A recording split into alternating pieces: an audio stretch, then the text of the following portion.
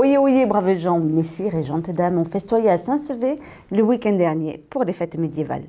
Un événement où on y retrouve échoppes, spectacles et repas dans le temps. Regardez. Deuxième édition des Vasconiales de Saint-Sevé. Pendant tout un week-end, la ville remonte le temps jusqu'à l'époque médiévale. Spectacle, artisanat ou bien musique, l'ambiance est de mise pour assurer cette festivité.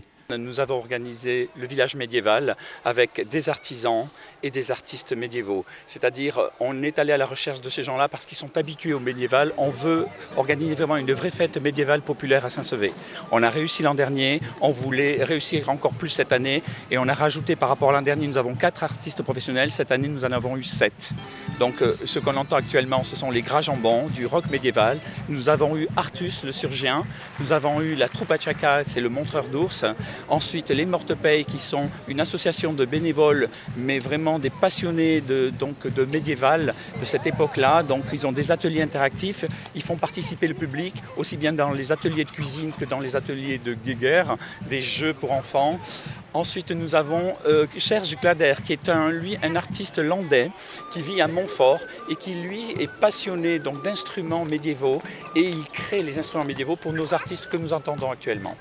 Et bien sûr, le dernier, c'est Aventure au galop pour toute cette chevalerie, tous ces combats équestres, tous ces tournois de chevaux. Et la fauconnerie marche aussi. Je crois que tu as oublié de le dire, qui est juste derrière nous là. Une époque qui fascine pour la plupart du public présent sur le site. Super, organisation super. Vous voyez, on est au banquet, les jeunes étaient très bien, très bon service, donc voilà, on reviendra certainement l'an prochain.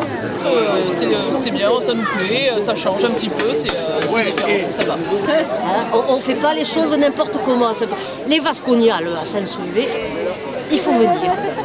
Oh, moi j'ai juste en mémoire mon petit-fils qui a 6 ans qui m'a dit « Papa, c'est génial ». Mais on est toujours dans la découverte, d'accord? Donc on apprend à chaque fois. L'année dernière c'était bien, cette année c'est bien, très bien, et l'année prochaine ça sera encore mieux. Et il reste peut-être à ouvrir cet événement sur toute la cité pour qu'on puisse déambuler dans les vieilles rues de spectacle à spectacle. C'est ce qui se passera ce soir avec la reconstitution historique. Lumière sur l'abbatiale de la ville pour clôturer cette édition. Un spectacle haut en couleurs retraçant l'histoire de Saint-Sevé. L'histoire commence, comme je dis, avec l'arrivée de Guillaume Sanche en l'an 988. Nous avons eu des personnages importants sur notre ville. Nous avons eu Charles VII. Bon, on fait référence à Liénore d'Aquitaine. Elle ne s'est pas mariée à Saint-Sevé puisqu'elle s'est mariée à Bordeaux. Mais c'est un personnage très emblématique et donc on voulait le faire apparaître dans notre spectacle. Il faut savoir que c'est elle qui a un petit peu révolutionné on va dire la mode à l'époque dans les châteaux avec tous ces tentures, tous ces costumes qu'elle avait. Et c'est vrai, c'est elle qui a un petit peu modernisé la femme de l'époque. Pour ceux ou celles qui veulent replonger dans le temps, rendez-vous l'année prochaine pour la 3e édition. Moi je dirais venez ripailler, venez festoyer avec nous. Venez découvrir avec nous, venez dans notre village médiéval, venez festoyer surtout, venez taverner avec nous.